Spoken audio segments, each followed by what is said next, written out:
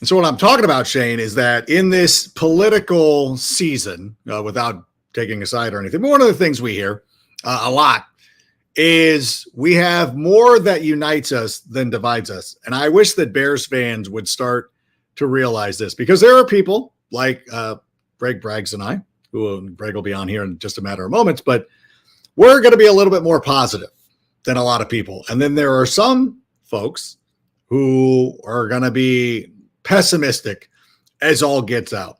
And nobody is a better Bears fan than anybody else. Like you're not a better Bears fan if you're optimistic or pessimistic. It doesn't matter. But what I would like to see from us is that we unite a little bit more on the things that are important. Like there's no reason to not go out and celebrate a victory. You should never apologize for winning in the NFL. You should never feel ashamed. You should never be like, sorry about that.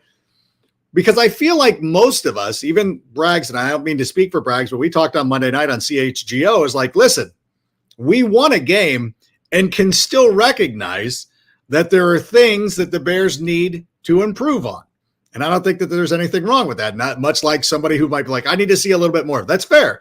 I'm not going to come down on you. But at the same time, meet us on Happy Street, or at least mildly amused street, that we won a game in the NFL. We don't listen. I would rather go through a week hearing about like, they need to get better on offense as opposed to the Bears blew it again. It's a much better place to be living. And I listen, I know how bad it could have been had the Bears not won that game. So let's enjoy this one and start to look forward. And to do that, Shane, let's go ahead and start the show. Turn up your volume. Because you're about to listen to The Sick Podcast with Adam Ray. It's Hester trying to work it back to the middle. Gets past the first wave, and here he goes. It's Hester inside the 30. Hester's going to take it all the way for a touchdown. And no flag, 92 yards. Brought to you by Circa Sports Illinois, the sickest Chicago Bears and fantasy football podcast. Sports entertainment like no other. It's gonna be sick. It's Wednesday night. You know what that means. It is time for Take It to the Rank, an opportunity to take a quick look back at what happened on Sunday, but really start to focus in on what is going to be happening this Sunday, primetime, NBC, Chris Collinsworth, Mike Tirico, the Chicago Bears going up against the C.J. Stroud and the Houston Texans. And to talk about that, we bring in the backbone of CHGO, the hardest working man in all of Chicago media. Let's bring out Greg Braggs, if we could, please. How we doing? There he is. Listen, Braggs, you posted your schedule from the other day. I know you're not looking for sympathy, but at the same time, you did give an illustration. How are you holding up? Are you okay? Yes. Do we need Red Bull, coffee? Like, what are we thinking right now? No, I'm good. I'm living the high life. I'm living the dream. But I kind of wanted people to I get a lot of messages, as I'm sure you do, Adam. In fact, last week somebody messaged me and was like, "Hey, asking for advice." I just gave him my cell phone number. I was like, it'll be easier for me to just tell you on the phone than put you through the soliloquy of a text. So, I know there's a lot of people that, it's the old saying goes, everybody's got a podcast nowadays, right? So everybody's got a blog. Everybody's got something they're trying to build on, this site or Twitter, wherever you're at, trying to do something. So just wanted to shed some light on exactly what it takes. Like if you want to try to do this, it may look like all fun and games and cigars and drinks at the tailgate and hanging out watching games, but there's a lot more to it. And, so I just wanted to put a spotlight on that and let people understand, hey man, it's about the hard work. Bricklaying for 20 years certainly was hard work, but this takes a lot. This is a different type of grind. And I always embrace the grind, Adam. No, you have to. And it's not only a grind for those of us who are doing this in the media industry or when you were bricklaying or anything like that, but also team building is a grind. And I think that, a lot of people went into week one thinking that the Bears offense was going to be a finished product. And I can say that we probably expected a little bit more, maybe triple digits in passing from Caleb Williams. But as we've had a couple of days, and again, I know we talked about this Monday night on CHGO, which I think I'll be on a little bit. Am I coming on every Monday? Is that our thing? It's, or what are we doing? it's totally like it's kind of one of those, totally up to you things. As I've said, like, I'm not going to overcook the ham. I know how busy you are, but you know that we always love to have you. So, I kind of wanted to leave that to you, but the door is certainly always open for you to jump on CHGO Bears After Dark. And Corey Wooten, former Chicago Bear, loves when you come on. He doesn't like me, does he? I get the feeling he doesn't care for me. Anybody that's a golf enthusiast, Corey's going to welcome with open arms. So, yeah, you're always welcome, but you're not beholden, because I understand your schedule is probably 10 times as busy. No, we're not. Listen, we're not doing that. We're not going to be comparing. No, not a competition. Not a competition. No. Although Monday, because I do go on with Rogers Sportsnet on Mondays, it actually worked out pretty good because I was able to go from one to the other. And it was a nice little transition right there, not too difficult. So I would like to do it. But again, going back to the conversation we had on Monday, right, where we were just coming off the victory. Now that you've had a couple of days, where do you stand with the Chicago Bears offense right now? How are you feeling about it? Well, I mean, to me, obviously it's a work in progress at this point, and certainly much more of one than I ever anticipated after week one or going into week one. I certainly thought that they'd be able to move the football much better than they were. And I severely underestimated the amount of, I knew there'd be a learning curve for Caleb Williams, but to see just how much of one there was, from that game, I'm like sitting here hoping, well, I hope the Titans are much better than we anticipated, because I mean, Tavondre Sweat and Jeffrey Simmons were a force to be reckoned with. They completely shut down the run game. They're getting in the backfield in the passing game. Tevin Jenkins probably wants to delete that game from his memory for the rest of his life. But unfortunately, Tavondre Sweat, just made him look like a turnstile at times. And obviously Coleman Shelton, and then the right guard situation, the Bears had issues there. So that just bled into so many other things where the Bears timing and rhythm was just completely off. And that turned into Caleb Williams certainly looked like he was rushed, and his feet were going too fast. His processing was too much. He's putting way too much sauce on his passes. And so, obviously it was a reality check moment for someone like me who gets way too ahead of my skis going into seasons like this, where there's hype and expectation. But now that they have their feet settled, now that they have some tape to look at, now that they have tape against the defense they're going to play, a full game tape, my hope and expectation, I'm not going to be being as bold and boisterous as I was going into week one, but my hope and expectation is that they can start to look better here come week two, primetime Sunday Night Football. Especially with the way, and I went back and watched the game on NFL Plus, and anybody who ever wonders, like, hey, how are these guys always able to see all these games? Obviously you can go to the NFL Network, probably record just about every single game that is going to appear on that network. But then again, we also have NFL Plus. It's a great product. Listen, I tell the truth. Some of our products with the NFL, not great. NFL Plus actually really is. And I went back and was able to watch the condensed game. And then I was trying to watch the full game, but, running out of time and everything like that. I look at what Anthony Richardson was able to do. And Anthony Richardson actually played a pretty good game. And you're like, gosh, like, I know that we should be, this is going to be a tough defense. And everybody's like, oh, wait till, and it's the Texans fans who are always like, oh, wait till you see till D'Amico Ryans gets in. I'm like, D'Amico Ryans had a full offseason to look at Anthony Richardson and the Colts. And then they allowed them to move up and down the field. Does watching that game give you a little bit of hope, or are you kind of like, oh, geez, I hope that Caleb Williams is at least as good as Anthony Richardson? I mean, yeah. Well, Anthony Richardson bombing that ball 70 yards downfield on his back foot, falling away. Like, that was one of the more incredible passes I think I've ever seen.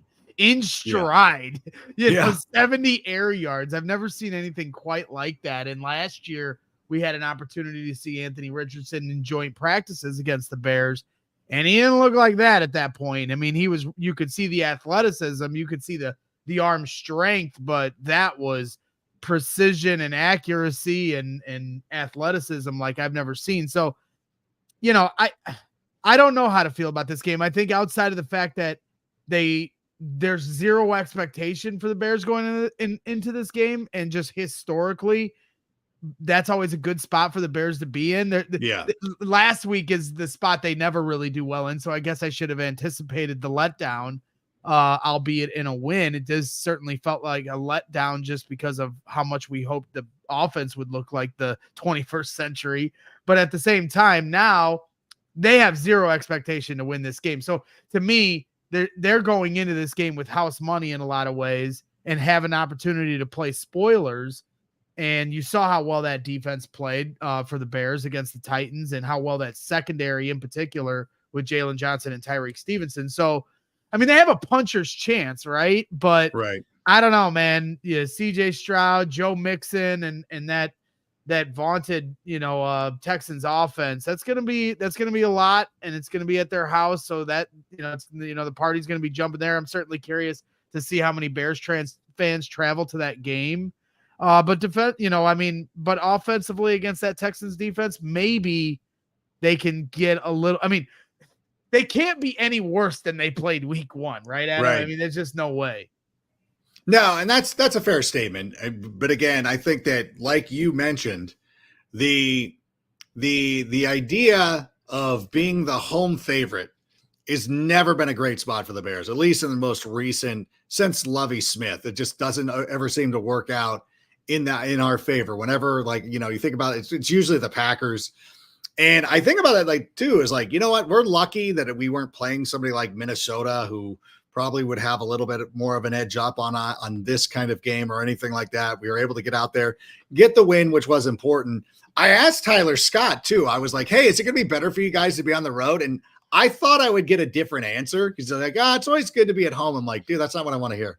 I want to hear this is a chance to galvanize everybody, a bonding experience, an opportunity to sit here and kind of shock the world in a way. And I've been watching the NFL for so long that, especially after week 1, there always seems to be the course correction that comes around. Sure. There's always something where you're like, hey, now everybody believes, I put out a prediction today with Washington defeating the New York Giants. I'm sure you guys have already shown me this on Twitter, defeating the New York Giants 22-2. And I'll let you know, am I trolling a little bit? Perhaps. But watch the Giants win this game. It's just one of those things they're not that bad. Carolina's playing host to the Chargers. Watch Carolina win. So if we're sitting there on Sunday morning and these teams oh yeah, it's not as bad as we think. I really do believe, and I got to be honest, I almost don't like your tone, because I do believe that this is going to be a bounce back chance. This is going to be the thing. There are so many things working in the Bears' favor. Chris Collinsworth just sitting there going, gosh, I was watching the tape, and last week they couldn't even get 100 yards. And here's a guy, Tyler Scott, who last week was inactive, and now he has 2 touchdown receptions. That's the kind of course correction I want to see. Get back to Meatball Island. Where are you? Well, if you want the silver lining, the thing that I think is encouraging is, and I was talking to Brian Baldinger about this today on our afternoon show on CHGO Bears podcast, and Tavondre Sweat and Jonathan Simmons, I don't think they're going to find an interior defensive line duo like that the rest of the year on their schedule.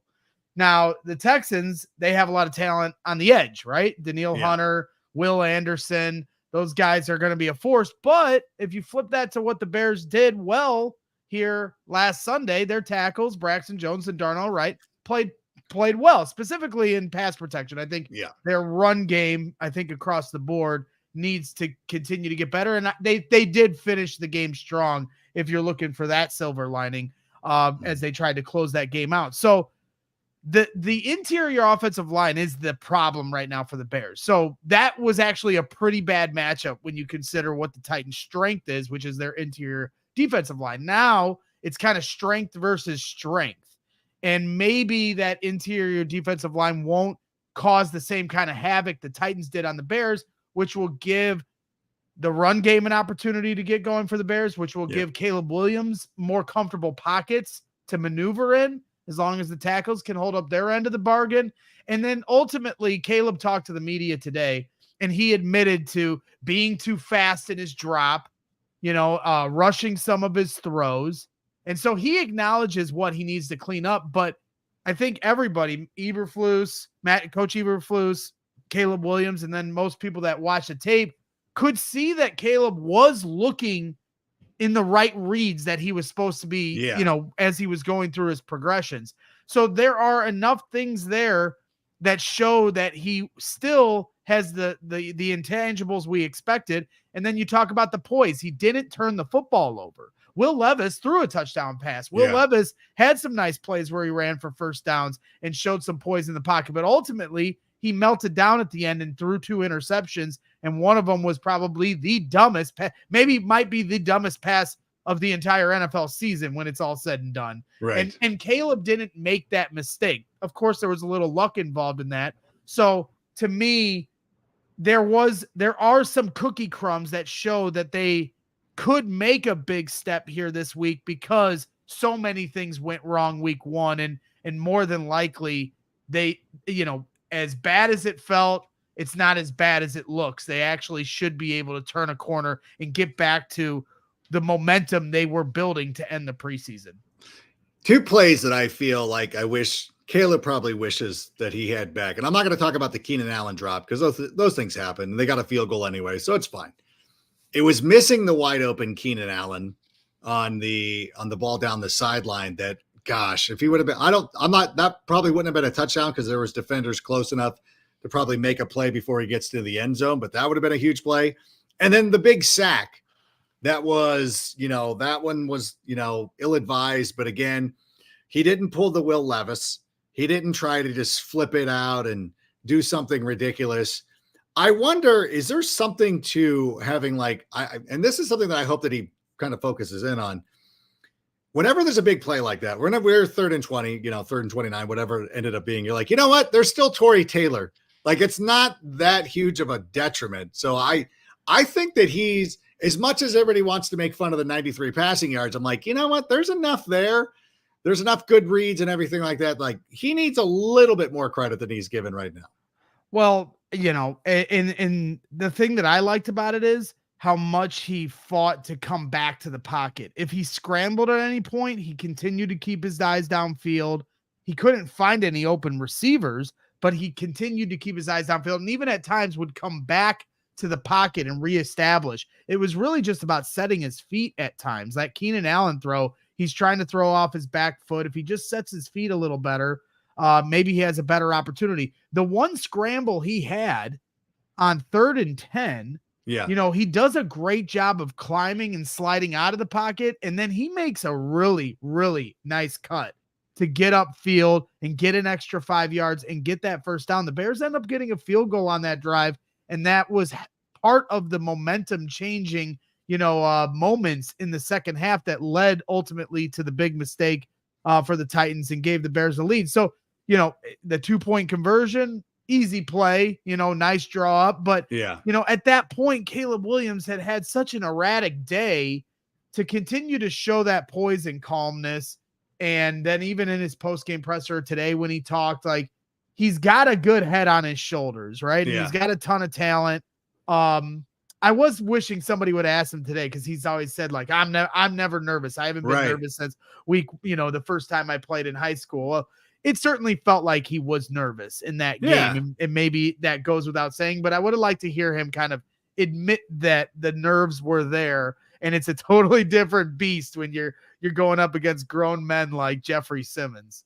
Yeah, where was Fishbane? Why wasn't he asking that follow-up or some of your CHGO cohorts? Yeah, I'll have to ask Fishbane, but every time I see him, I like to do this bit with Kevin Fishbane where I'm like, Kevin, I know you. We're friends. And then he pretends like he can't see me, like when we're at training camp. And as he walks by, I will yell very loudly. I'm like, Kevin Fishbane. And he just avoids me. Ignores you. Play. Yeah, so we've got this running bit going. Are you sure it's a bit on his behalf? I'm not sure. I think that you think it's a bit, and I think that he's being dead serious. No, I'm kidding. No, we're good. We're good with Kevin.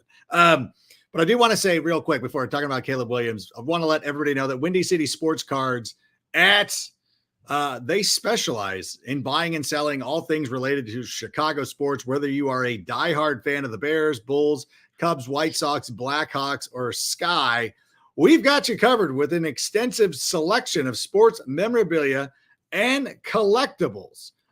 Visit their online store to find exactly what you are looking for to complete your collection or discover a new favorite. They pride themselves on providing top-notch customer service and ensuring that every transaction is smooth and satisfactory. And we hope to have somebody from Windy City Sports Cards on the show Friday for our sick picks as we go through. By the way, our sick picks, we did lose. I was incorrect. I thought that the 49ers were going to lose, but they were way better than the New York Jets. By the way, good news for the New York Jets. With Aaron Rodgers losing the way he did to the San Francisco 49ers, you can now say that Aaron Rodgers is in postseason form. So you got to be able to say, that's good. You got that going for you. Like, he's got that part of his game back. So you wondered if everything was going to return after the Achilles tendon. The ability to look and be embarrassed by the 49ers, still there for Aaron. He has not lost that a bit. So you do have that going for you. I would like to ask, because I was curious about this, is that early in the game against the Titans, how were you already devising your social media post about calling for Matt Eberflus's ouster?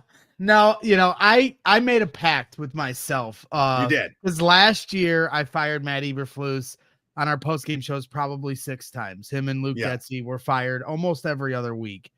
And truth be told, I made no secret about this. When the season was over, I wanted the Bears to do everything they could to get Jim Harbaugh. Yeah. It made too much sense to me as you're bringing in a new quarterback to just reset the whole thing and keep Ryan Poles, obviously.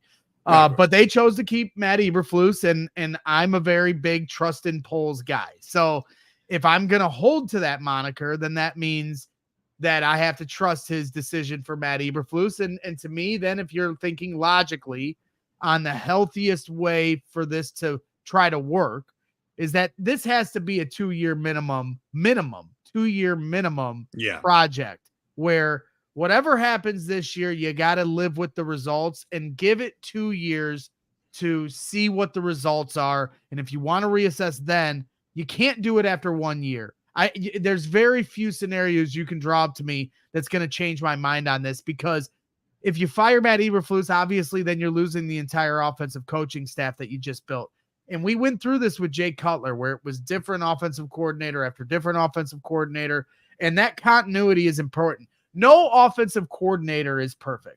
Right. Every team, every fan base hates their offensive coordinator, maybe 100%. With the exception of the 49ers with Kyle Shanahan. Other than that, it's always Rams. Right. It's always the offensive coordinator and play caller's fault. It's never the player's fault. Fans don't want to blame the players. They blame the coaches. So, give this coaching staff an opportunity to build with Caleb Williams. And if it doesn't work in 2 years, so be it. That being said, Adam, when they decided after Velus Jones had kicked the ball off his foot, off a kickoff, and turned the ball over, a guy that probably arguably shouldn't be on this roster, and then at the end of the game, not only did they give him a handoff to start the second half, okay, fine. At the end of the game, while the game is on the line, you throw Velus Jones a little screen pass to the right. He gets upfield, and this is a crucial series in the game. And I'd be lying if I said, I turned to Adam Hogue and Corey Wooten as we're watching the game in studio, and I said, if Velus Jones had fumbled that ball right there, then I would have had to go against my pact, and I would have fired Matt Eberflus for that, because I could, at that point, if Velus had made a mistake at that moment, I can't blame Velus anymore. I have to blame the person that's putting Velus in these positions to fail. Unfortunately, I'm rooting for him, but at the end of the day, you got to kind of accept the reality that keeps smacking you in the face. And I think Velus Jones will be active again here on Sunday, because I think they believe in him that much. But that's kind of the one thing where I'm looking at, like, guys, you're just begging for me to fire you again on a post-game show when you've got this guy running around and making mistakes every week. It's almost a dare for them. But like you said, it's kind of like, if your child spray paints the living room, at some point you say, well, who gave the child the spray paint? Like, they're like, we can only go after the child so much before we're like, perhaps you could have kept the Rust-Oleum in the garage instead of like, here, play with this. Well, we went through this with Matt Nagy and Cody Parkey, right? I mean, Cody kept making mistakes, and Matt would be like, well, we're going to see this through, and we believe in Cody. He hits 4 uprights against the Lions. We're like, hey, guys, Cody might be the reason we lose a crucial game at the end. And Matt's like, nope, we're going to stick with them. And then he makes some field goals down the end, and Matt's like, see, we believed in him, and we're proud of him. And then who ends up making the mistake that is played over and over for the history of time for Bears fans to have to relive? And it honestly does worry me that if the Bears get to playoff contention at the end of the year, Velus might have a clean season the rest of the way. No. And then we get to the end and something happens. Like that's the kind of stuff that's Bears. Like week 1 was so Bears, and it would be so Bears for something like that to happen. I'm not rooting for it. I'm not trying to speak it into existence, but we do have to acknowledge it though. I hate doing this. And I know, Adam, you've been frustrated with me here these last 2 weeks because I'm not like the meatball in me has been like crumbling away, but this is problematic booking. We're like, hey, we're going to book a meatball.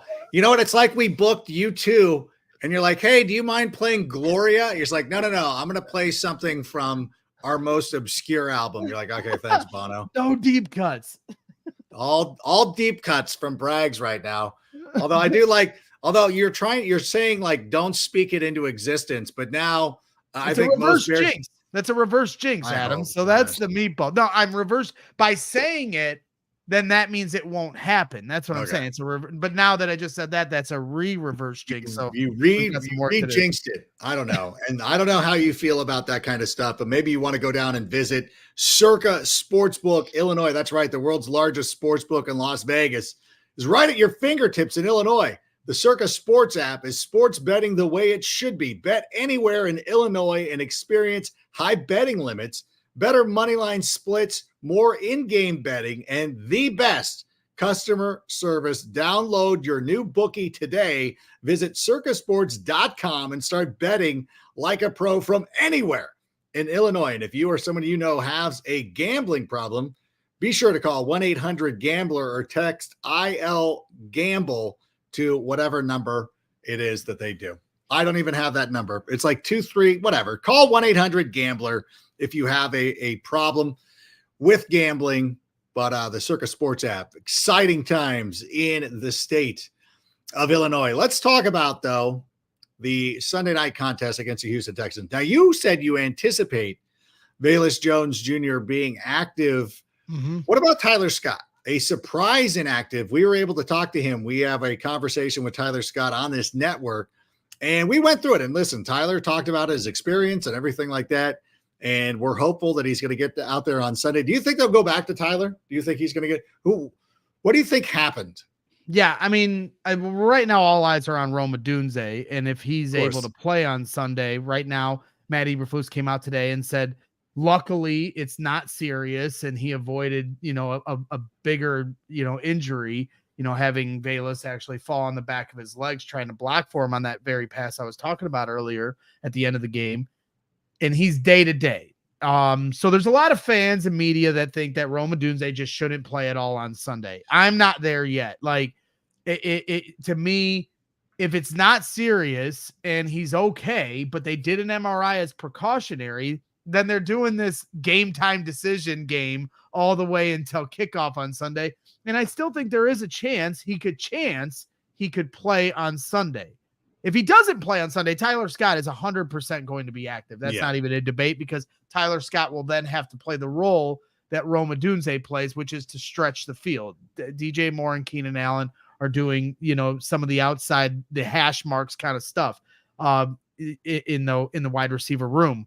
That being said, if Rome is healthy, I still think that Tyler Scott should be active with Rome Odunze, because last week we ran into this issue where you have Rome Odunze, you have Keenan Allen and DJ Moore and Velus Jones as your active wide. You only have 5 wide receivers on this 53-man roster, and one of them doesn't play wide receiver. Right. So Keenan Allen at one point got hobbled up on a deep route. Rome Odunze gets hurt at the end of the game. You don't have enough depth. As much as you have quality at the front end, you don't have enough depth to expect everyone to stay healthy for the whole 4 quarters.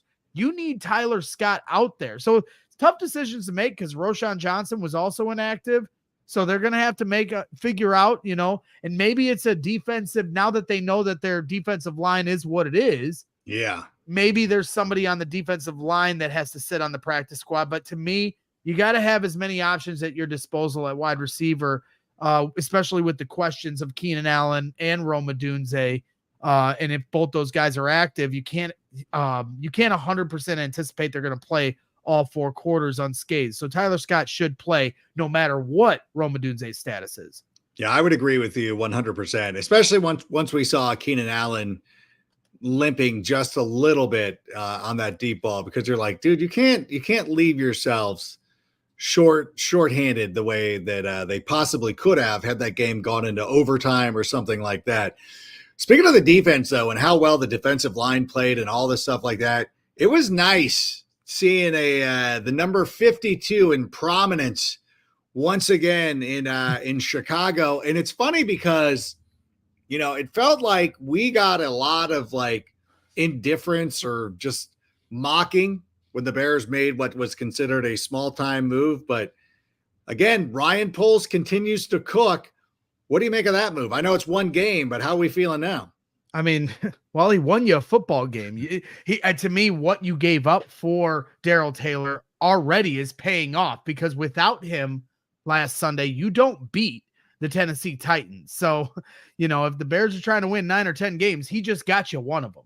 Yeah. And so that was big. And when you consider what they were about to give up for Matthew Judon, and then that doesn't happen, and now you go and find this diamond in the rough from Seattle. And, Brian Baldinger said last week, he was like, I couldn't believe Seattle gave him up.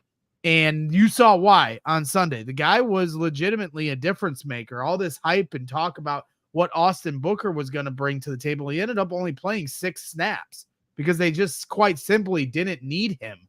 And they have the experience depth ahead of him who are going to get those snaps. So that was great. He's got, a couple different moves in his bag, and you need that on that. And I think the thing that also is so important in that role with Darrell Taylor playing the edge like that is it gives an opportunity to slide DeMarcus Walker inside. Yeah. A guy that's going to play. He had 4 rushes to the quarterback. So you had different guys outside of Montez Sweat, who also was in the injury tent a couple times here last Sunday and didn't make as much of an impact as you're used to. Now you've got a couple guys over there that are causing some disruption. Jervon Dexter gets a sack as well. And hopefully Zach Pickens can return here soon. And how about Andrew Billings, man? I know I'm going all the way down the defensive line here, but my goodness, this guy, you say Tavondre Sweat and Jeffrey Simmons made a huge impact on the interior. Andrew Billings probably was the least talked about from that game and probably should be talked about a lot more. Guy is just unbelievable. Comes in and you're not running on him. Number one, He is an official run stopper, plug gapper. But at the same time, he was getting to the quarterback on pass rushes. And that's just like, to me, Andrew Billings might be the most underappreciated guy certainly on the Chicago Bears. And he's got to be up there within underappreciated guys defensively in the NFL. Yeah, you know what? And they did such a great job against the rush, too. I know that when you look at the end of the day, Tony Pollard had close to 80 rushing yards. He did have a rushing touchdown. And I'll give credit to the Titans. They had a pretty good, I will say this for the Titans. They did a pretty good job of scripting out some of their early plays. Callahan showed he knows how to call a game early on. But eventually, when it turns to the point where you need Will Levis to go win you the game, I think that's going to be the biggest detriment for that team. I think we're going to see a lot of the Titans starting off strong and then, towards the end starting to falter a little bit. But I also want to give credit to the Bears defense for being able to adjust and stop the run. Tajay Spears never got going. Tony Pollard was hemmed in after that touchdown run. Yep. Do you think that this Bears defense is up for the challenge against Joe Mixon, who in week 1 went out there and was absolutely dominant against the Indianapolis Colts. Well, you talk about bell cow, right? I mean, what do you have? 30 carries? Yeah. And so all the eyes are always on CJ Stroud and Nico Collins and Tank Dell and Steph Diggs. But now you got Joe Mixon getting 30 carries in a game. That's high octane. So they're going to have their hands full. But I always assumed, I didn't really think the Titans were going to be able to do much in the run game, and they got gashed. The Bears defense got gashed in the run game in the first half, and I was surprised, very surprised. But again, credit to Matt Eberflus. My biggest questions about him are adjustments, and in the second half, they certainly made that adjustment. At the end of the day, it felt more about effort in the second half, and that's kind of what won the day because they have the talent. But yeah, I mean, Jaquan Brisker on that run by Tony Pollard for the touchdown, just not getting off his block. But then you see later in the game, Jaquan Brisker fill in the hole and stuff in the run, right? So, I think most teams are going to have a tough time running the ball on the Bears. So every week I'm going to go in confident that that's going to be, a position of power for the Bears. So then you talk about throwing. I don't know, man. This secondary is so good, but the Texans just have so many options. I think one of the plays when you watch the Texans game that stood out to me the most is when they did an end around with Tank Dell and how much space he had. Because there's so much you have so much to worry about with that offense. Then they run some action behind the line of scrimmage, and Tank Dell just skips over for 25 yards. Nobody's touching him. So I'm like, wow, man, you just have your hands full with this Texans offense. I think the Bears defense will be up for the challenge, but they're only going to be able to hold on for so long if the Bears offense isn't moving the ball like they were last week. So, it's complimentary football at the end of the day, and the Bears, their best way of staying in this game is moving the chains, playing ball possession, all those old timey, football rhetoric, but it's the truth. They need to keep that Texans offense off the field and avoid 3-and-outs. And that will give the Bears defense an opportunity to keep them in the game. But if it's like last week where, they keep giving that ball back to the offense, they don't have Will Levis this time to bail them out. Yeah, I'm curious too, because when you were watching some of the game plan with the Bears, and I remember they'd have a couple of nice runs, and then they would throw a toss to DeAndre Swift. And at first, even in the moment of watching the game, I'm like, why do you immediately go to a toss against this team? And then when you go back and you can watch some of the all 22 or something like that, you're like, oh yeah, I forgot. It's hard to run in the interior of the line against the Tennessee Titans. So it actually is probably better off. You're still sort of probably better. I mean, I don't know. I don't like giving up the middle of the field like that, but looking in this game and knowing that the edge rushers are what they are with the Houston Texans, do you think we could see some more Mercedes Lewis? Because I feel that because one of his specialties is blocking, could we see more of him in this contest as an opportunity to kind of nullify the advantage the Texans might have out there? Well, to me, and all the talk's been the last few days, and Cole Kmet obviously does a podcast with us here at CHGO Bears. I was going to follow up with Cole Kmet, but yeah. Yeah, and because that's the answer. Less Mercedes Lewis and Gerald Everett and more Cole Kmet. Because when you talk about the personnel decisions for Matt Eberflus and Shane Waldron here in this game offensively, to not play Cole Kmet more than 50% of the snaps. Right. When Cole talked about it the other day or yesterday on the 85 podcast, he, was very gracious about, hey, I'm a team player. I'm going to do what the team asked me to do. But you could tell, hey, he's also a little frustrated. I want to play more. I want to contribute because I know I'm at the top of my game right now. And he has every right to feel that way as a competitor. And to me, when you look at it, if he's on the field more, less than 50% is ridiculous. You get him around 70, 80%, 70%, whatever. You got Gerald Everett, Mercedes Lewis, go ahead and use him. Because I'm thinking more less 14, and no disrespect to Gerald Everett, but I think that's what I was going to go towards is less 14, more 85, and more Mercedes Lewis. Because both those guys can block. Well, and that's the point, right?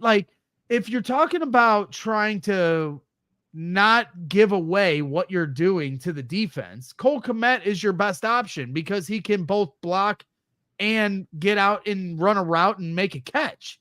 And he was the most reliable receiver. That's why they paid him what they paid him here, and gave him the contract extension, because he was their most reliable target the last few years for Justin Fields. And then you don't have him on the field. Beyond that, he also throws off, like, a defense can't just key in on what you're doing when he walks up to the line of scrimmage. Yeah. You could run or pass with Cole. With Gerald Everett, he's a very talented tight end, and I'm excited to see what he can do in this offense, but it's a tell. It's a tell that they're passing. And when Mercedes Lewis is in, I was talking to Shane Marsaw earlier about this. He's texting me as we're doing the show. He's having some fun at our expense. Why? What's he saying? He's saying that we started the show with a love fest, me and you having a little love fest. So what does that mean? I know Shane doesn't like when does he know who his co-host is? Like, he knows. he knows exactly just how much we sauce up the meatball here. But I was talking to him about this earlier too, and it's like when Mercedes Lewis is on the field, to his point, what they're running, right? So it's like, disguise this a little more, make the defense stay on their toes and have them thinking about what you're running, and run a little more play action, and get these guys thrown off a little bit, and get those linebackers sucked in, and maybe Cole Kmet can get sprung out for an easy completion for Caleb Williams. Yeah, that was the thing. Is I was trying to set you up to eventually get to the Cole Kmet part, because I don't have a problem with Mercedes Lewis being on the field, because I think, like, when you struggle sometimes with the offensive line, I think he's a very valuable asset. But that was the one too, of not having enough 85 out there. Like, that to me, I was just like, what is going on? Like, why are we so, and again, I like Gerald Everett. I thought he was a good pickup, and I'm like, it's a little too much. We don't have to be this late. There's Shane Marsaw in the chat. Pull up what's Shane's comment. Shane, our producer Shane, pull up all lies. What does he mean? What does he mean, all lies? Because I just called him out for what he said, and now he's saying that I'm lying. But come on, Shane. Call you out on the air, Shane. So, but we love Shane. I love Shane. He is we love Shane. You were correct. You were correct in your first one. By the way, I want to tell everybody that some of the best t-shirts you can get are from our friends at Homage. If you saw me the other day on the NFL Fantasy Live, I was rocking my Walter Payton Blitz t-shirt. Homage has such a I had the Victory Monday. Victory Monday. Shirt. Dude, it's an Homage shirt. Yeah, that's right. You were wearing it on Monday night. Homage specializes in ultra comfy, high quality looks, repping sports, pop culture, and more legendary moments. Learn more about Homage with the link in the description. Homage also makes, like, awesome sweatshirts. And I'm, like, so remiss, because it has been like 40 degrees out here in California, even on the, I'm sorry, Americans, 100. For the American audience, it's been 100 degrees out here at the beach. For the rest of the world, it's been 40. How is America the one? We always have to do that. Like, hey, you guys have a great system. 0 freezing, 100 boiling. We're going to go 32 and 212. It's like the Bears in a way. Like, we just can't do the easy thing. We got to make something completely different. That's totally wacky. But I got to say this about this Sunday's game. Now, if you go to NFL.com, they always put out those video prediction things. And at the end, there's always the panel, the 10 NFL media people, personalities that go out there and make the picks of, like, who's choosing what. And, like, people post them, they screen grab them and post them. I'm the only one picking the Bears this week, as you would almost expect. But I hate really conceding this game. As much as we talked about, remember when the schedule release came out, we're like, okay, we'll beat the Titans, we'll lose to the Texans, right? But then we'll do that. You go through that whole thing.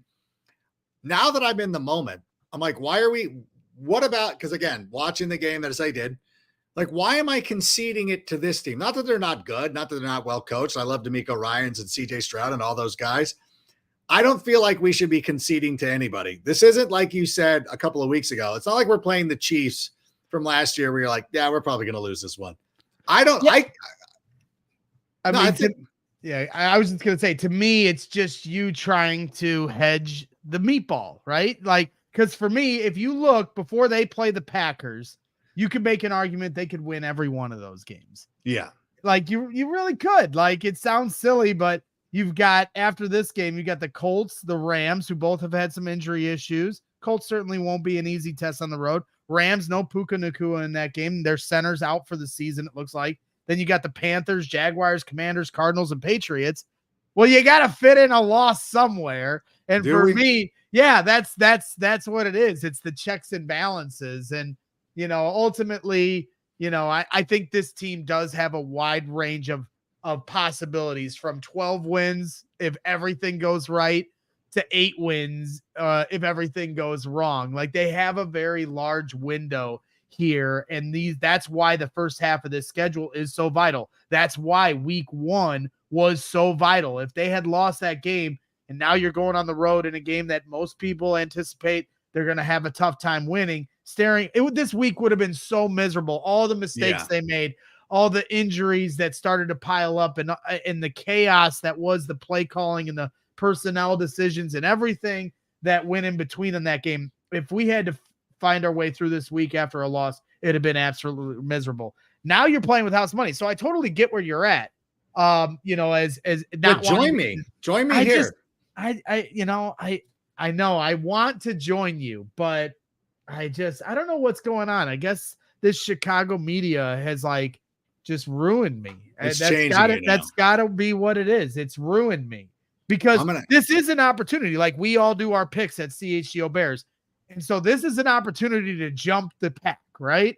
Yeah. And I tried to do this to end last year. Me, Adam Hogue, and Mark Harmon were all tied for the lead for picking games week to week throughout the year. You pick every game though, right? We pick every game. Well, no, we just picked the Bears game. We just picked the Bears game. And so when we got to the end of the year, we were all tied going into the last week of the season. And everybody picked the Packers, and I knew that was going to happen. So I picked the Bears trying to jump. And instead I end up being the one that falls short. So how do you sit there with Cole Kmet when he comes into your building and you're like, "What's up, 85? Hey, by the way, I'm picking the Texans this week. Okay, here's what I need. Put your mic on." And how do you look him in the eye? Like, I can't sit here and do a show with Tyler Scott and be like, "You're going to lose this week." Yeah. Well, 2 weeks ago before the Texans game, he comes into the studio and I go, "Cole, you promised me you guys are going to win on Sunday." And he was like, "Come on, dude, come on." He just walked away from me. So I'm not afraid to say anything to him. Yesterday he was in studio and I was crying to him about why Notre Dame has to ruin my life every year. And he played for Notre Dame. Right. And he's asking me, he's like, "So what do you think?" And I'm like, "Well, do you want me to tell you what I think? Because I don't want to be disrespectful. I know you played for this team, and what I'm about to say out of my mouth, you might not like." And he was like, "No, say it." And I was like, you guys every year find a way to lose to a team that you should never lose to. And you're part of this, Cole, because you were on some of these teams that blew it. And now you've completely ruined my trust to where you beat Texas A&M the first week. And I can't enjoy it because I knew that they were going to slip on the banana peel at some point. And sure enough, a week later, they blow it to Northern Illinois at home. And so I'm not afraid to give Cole crap, but no, I did not reveal to him that we're hesitant to pick the Bears to win this game. But I totally understand where you're zigging while everybody else is zagging. You're pulling the Ditka. I saw Boo. I know somebody actually on Bears Twitter with the graphic. Somebody made the graphic. They put that up. That's fine. Listen, I'll pick the Bears and I'll sleep easy like I'm wearing a Mantra sleep mask. By the way, if you ever need a sleep mask, if you're ever traveling around or anything like that, the Manta sleep mask is the only mask designed and optimized for the deepest possible sleep in any environment. 100% blackout for deeper sleep, infinitely adjustable for personalized fit, and absolute comfort. Visit mantasleep.com and use the code SICKBEARS for 10% off. I was trying to get Tyler Scott to buy one. Because he'll be on the road there in Houston. And I'm like, you want to sleep well in Houston when all those rowdy fans come walking in from Enron. It's not Enron Field, Minute Maid Park or whatever. Actually, they probably stay out in the suburbs, so it doesn't matter. Let's take some questions. Do we have any questions, Shane? Other Shane, not Shane Marsaw out there. Is there any questions or anything that we've been ignoring? What do you think of the storyline will be after the game against the Texans on Sunday? Tim, thank you for following along. Thank you for the question. Yeah, what do you think is going to be the biggest storyline? What are people going to be focused in on? Well, my hope is that it's night and day storyline for Caleb Williams. That's my hope, is that on the primetime stage that the Bears can avoid, an embarrassing offensive performance and instead pull the okey doke. And because as bad as it looked last Sunday, they're not as bad as that showed. They have way too much talent. They made way too much progress here this offseason to look that bad. And it was honestly inexcusable. So I know with the Bears going into the film room, and you get to learn from a win, which is the silver lining, but they're certainly going to be on their toes. Like if they had blown out a bad Texans team, there might have been some sort of false sense of security, and that could have set up for the embarrassment on the primetime stage. Instead, now you go into this week and you're looking at this film, and you should be ashamed of how bad you looked as a player, and I'm sure they were, and that's going to keep you on your toes in the week. So that, to me, there's your meatball rationalization. But to me, that's my hope, is that the storyline at the end of Sunday is, wow, the Bears got their guy. We didn't get that moment here in week one. And that's kind of what everybody's waiting for, right? With Caleb Williams, is this moment like we had in the preseason against the Bengals, where he had those couple circus-like Patrick Mahomes-esque plays, but now we need to see it in the regular season so we can have this kind of come to Jesus moment where like we all get to embrace this singular play that says, wow, we finally have arrived here, Bears fans, and we have our quarterback. That's my hope for Sunday. Yeah, and it goes to the point too about number one quarterbacks taken first overall have struggled since David Carr, or actually before, go from John Elway through right now.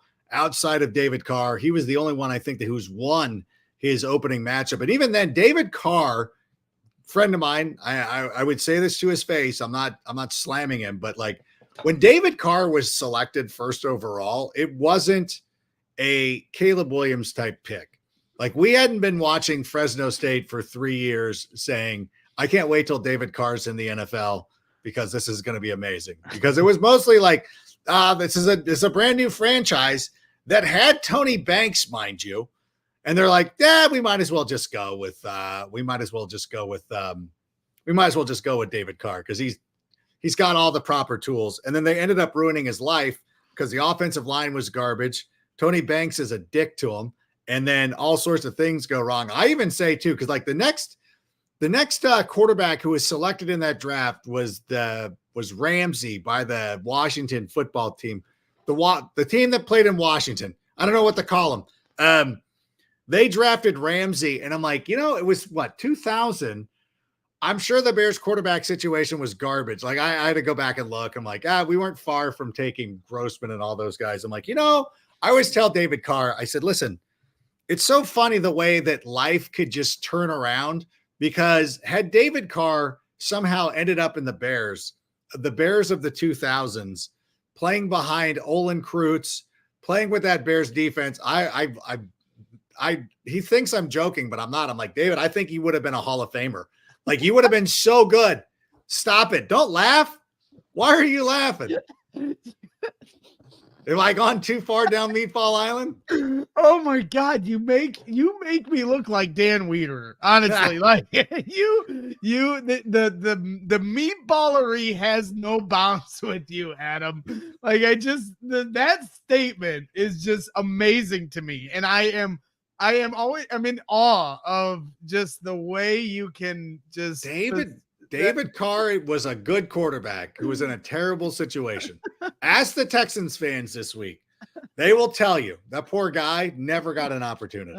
Derek Carr, maybe, David Carr. I don't know, man. I don't know. Now you're being disrespectful. I totally understand that situation matters. And, it's all about timing and coaches and surrounding talent. And every player that comes to the NFL has talent. But it's just maybe I've forgotten because it's been so long since David Carr has played, and maybe just the name David Carr brings back negative synonymous memories with something. We get to fly his like tombstone on the NFL Network, and they always put like, "Hey, won a Super Bowl," And you're like, as Eli's backup, but still won a Super Bowl. So he's got that. The point of it is like when David Carr came into the NFL, though, he did not come in with the expectations that Andrew Luck, Trevor Lawrence, and Caleb Williams came in. And when we were on CHGO on Monday, Corey Wooten talked about like Andrew Luck's first game, they really wanted to get after him. So I don't think it's fair to really, I mean, this should have been expected, is that Caleb was probably going to struggle a little bit, and they all struggled. Jaden Daniels gets a pass because his fantasy numbers were good. Bo Nix was brutal. Bo Nix was okay. JJ McCarthy, obviously. Well, look at Andrew Luck's first career start. It was at Soldier Field. Yeah. Right. And the Bears won by like 35 points. I think Tim Jennings had 2 interceptions in that game. And Andrew Luck was eventually able to go on and have a really good season. I mean, even CJ Stroud in his first game, he didn't necessarily blow anything out of the water with his numbers. CJ Stroud's first game, 28 of 44, 242 yards. He was sacked 5 times, lost a fumble, and they lost the game 25-9. Well, he finished the season really well, right? So 242 yards, they passed 44 times in the game. So the Bears certainly weren't doing all that. But at the same time, Caleb didn't turn the ball over. Caleb wasn't sacked 5 times.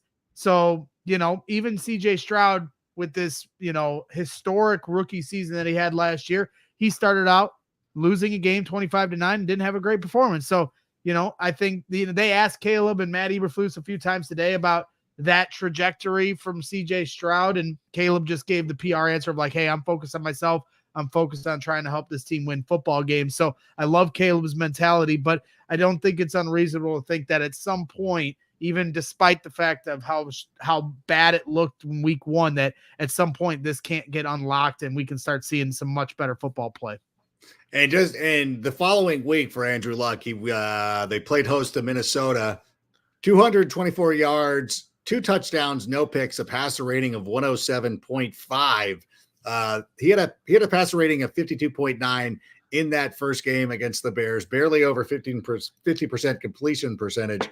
So a guy that he gets compared to a lot, he had more passing yards, obviously, but at the same time, and that Colts team was actually kind of good. They did get the number 1 pick because they went with Curtis Painter for the entirety of a season that allowed them to get Andrew Luck. But yeah, so a lot of these quarterbacks struggle in the first game. So I think the storyline is going to be that Caleb Williams rebounds, throws for a ton of yards. And I'm always curious with Bears fans too. Like, would you be happy if he threw for like 380, but the Bears lost, or would you rather have him throw for 100 yards and win? And sometimes I don't think I want to know the answer because I feel like I know where. Somebody asked me this question. They're like, would you take the Bears winning the Super Bowl this year, but Caleb and the offense looking exactly how it did last week the entire year? Yeah. And I said, I would take that, but I won't survive till the Super Bowl. Like at some point I will keel over and die. Like I won't physically be able to take that because at some point at halftime, I was, just in a dark place. I just want to see the Bears move into what the rest of the league has shown me here in the last 10 years and get to passing the football and having a dynamic quarterback at offense. So, that is such a tough question because I want the Bears to be in playoff contention at the end of the year. But I think the bigger picture and what's most important for this franchise to become something we've never experienced here in Chicago. 380 yards and a couple touchdowns in a losing effort in a shootout against CJ Stroud and the Texans who were in the playoffs last year. I think every Bears fan would sign up for that. We went through that though. That was the whole Justin Fields year that we got the number 1 pick of like losing 33-30 and like, hey, look at that. And it just, I don't know. Right. But if it's with him developing your quarterback, showing the howitzer, Justin was just doing this acrobatic circus, like running the football on his own that everyone kind of understood wasn't sustainable. But if Caleb is showing things that are sustainable and what the NFL, requires, if you want to win a Super Bowl, if he shows that on Sunday night, win or lose, Bears fans are going to be elated. But we also have seen some quarterback, like Ben Roethlisberger wasn't great as a passer during his first Super Bowl win, and he went on to win 3, 2. He won 2, 3, What? 2, 3, 2. 2. That's right. He won 1 and was on a Super Bowl winning team. No, kidding, Steelers fans. Who else? Russell Wilson did that. Eli Manning sort of. Tom Brady's Tom Brady in his Super Bowl. Although Eli did play well in the Super Bowls that they won, or at least the first one that they won. He was playing pretty well. All right, I get it. I understand. I still want to win though. That's me, and I'm not ready to concede. I'm picking the Bears to win. Hold the line, Adam. Hold the line. You're like Listen. Spider-Man. We need to make somebody Photoshop the GIF of Adam as Spider-Man holding the train to save us. Yes, I will be that person. And you rest assured, you will not watch that NFL.com video this year and be like, oh, Rank's actually picking against the Bears, because it's not happening. I will not sit here during 1 week. The whole team could have mono and be like, you know what? I think our practice squad could do it this week. If the Bears beat the Texans, then next week I will get a box with a little hole in it, and we will write "box of shame." Yes. And I will sit in the box of shame for a period of time on the show, and then I will come back to the meatball light if this is what occurs for my punishment of delving too far into the cynicism of Bears media here in Chicago. Fair enough. You'll be like that. It'll be like that Thanksgiving when Chandler had to spend it in the box because he kissed Kathy while she was still dating Joey. And there it is. Are you even a Friends guy? My wife is. I'm not. I figured. If I had to bet any amount of money, I would have been like, I bet he doesn't even like Friends. You're like Patrick Claybon that way. Doesn't like Friends, which is why if you ever watch NFL Fantasy Live, especially on Mondays when we do That Helps No One, the reason I always make a Friends reference is because I know that Patrick does not like it, and it makes me just happy. I'm an Office guy. I'm an Office disciple. You can you can actually like both. I've checked. Can like, yeah. You can check. There's not that deep of a rivalry. Because Seinfeld was even like 6 years ahead of it. But anyways, we're getting off track. I got to go teach some students at Chapman University. You've got to go get a little bit of rest as your week starts to ramp up. What else do you have coming up with CHGO for the rest of the week?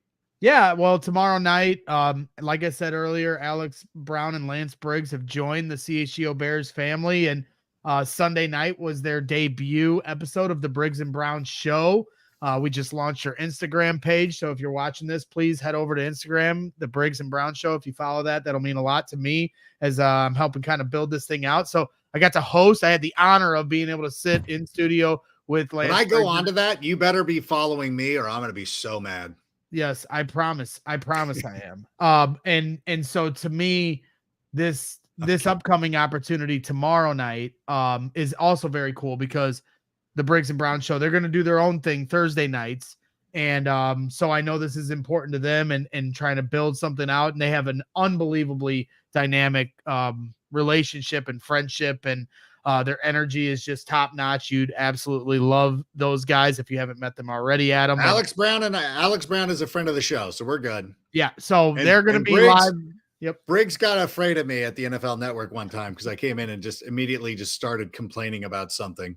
Yes.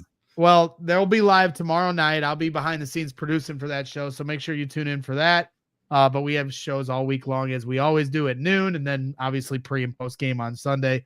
And then another post-game show after the post-game show, which is the Briggs and Brown post-game show. So we've got an unbelievably avalanche of content at CHGO Bears, which is keeping us on our toes, but it's been a lot of fun, being a part of the ride here for CHGO Sports. And as far as the Sick podcasts go, I'll be here for Sick Picks on Friday to take us into the weekend.